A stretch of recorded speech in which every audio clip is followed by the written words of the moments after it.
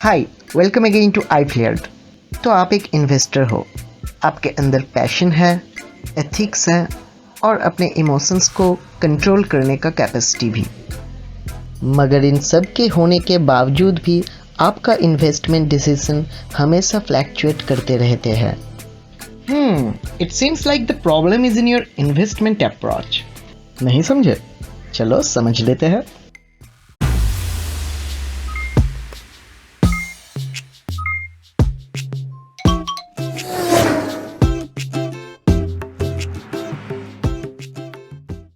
आज हम बात करने जा रहे हैं दो तरह की पॉपुलर इन्वेस्टमेंट अप्रोचेस के बारे में। उसमें से पहला है वैल्यू इन्वेस्टिंग और दूसरा है ग्रोथ इन्वेस्टिंग।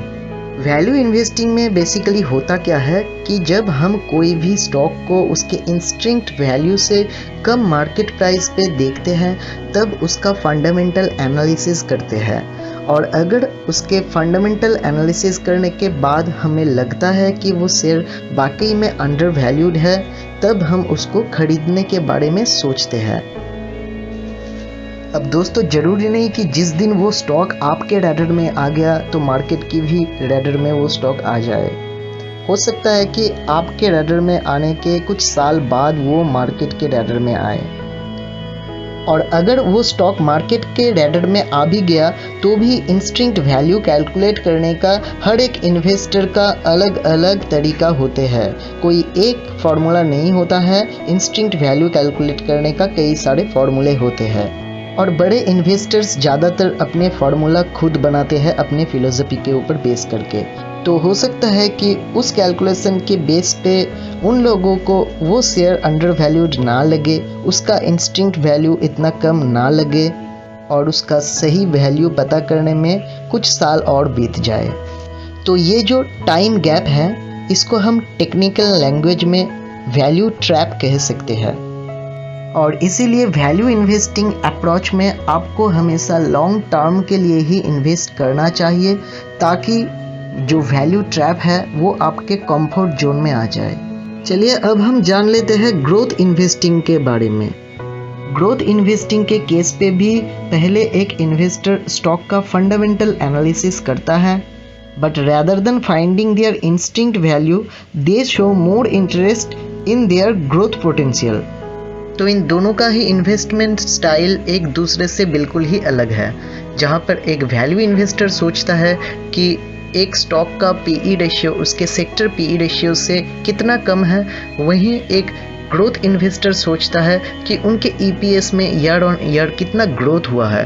एक ग्रोथ इन्वेस्टर की मेन फोकस रहते हैं ईयर ऑन ईयर ग्रोथ में, जैसे कि ईबीटा में कितना ग्रोथ है, पर शेयर इनकम में कितना ग्रोथ है, कंपनी का डेट हैंडलिंग कैपेसिटी या फिर इंटरेस्ट कवरेज रेशियो में कितना ग्रोथ है। इन सारे पैरामीटर्स में सोचा जाता है।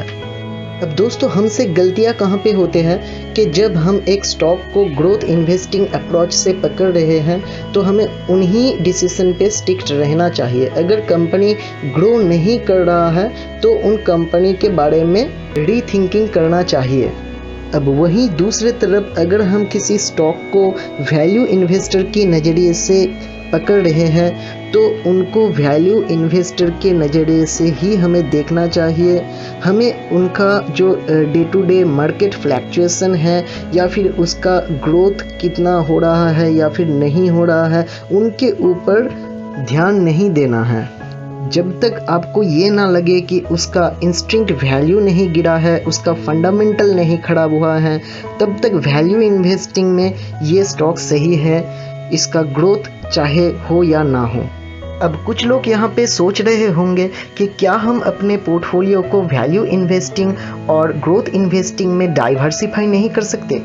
जी हाँ दोस्तों, आप ज़रूर कर सकते हैं, मगर आपके पोर्टफोलियो में जितना पोर्शन वैल्यू इन्वेस्टिंग के लिए एलोकेटेड है उनमें जो स्टॉक है उन स्टॉक में आप ग्रोथ मत ढूंढिए, और जितना पोर्शन ग्रोथ इन्वेस्टमेंट के लिए एलोकेटेड है उन शेयर्स में आप वैल्यू मत ढूंढिए।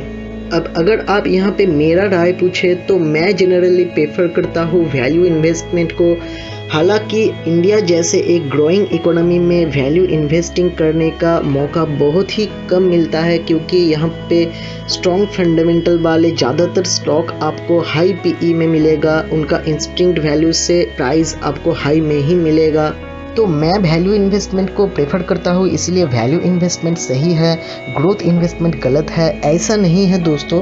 मैं वैल्यू इन्वेस्टमेंट को इसीलिए प्रेफर करता हूँ क्योंकि मुझे वैल्यू इन्वेस्टमेंट ज़्यादा कंफर्टेबल लगता है। आप डिसीजन ऐसे मत लीजिए कि कौन किसको प्रेफर करता है, आप जिसमें कंफर्टेबल हो, जिस एनालिसिस पे आपको कंफर्ट मिलता है, आपको सिर्फ वहीं पे इन्वेस्ट करना चाहिए। जो चीज़ आपके समझ में नहीं आता है वहाँ पे आपको इन्वेस्ट नहीं करना चाहिए। तो दोस्तों ये था हमारा आज का टॉपिक। उम्मीद है इस वीडियो का नॉलेज आपके लिए वैल्यूएबल साबित होगा। इस वीडियो को लाइक शेयर करने का डिसीजन आप अपने ही समझदारी से लीजिए। Subscribe now to watch more video like this and turn on the notification bell to get all our future updates on your device as soon it will publish. And if you like the content, just hit the like button and feel free to leave your comment whether you have any queries.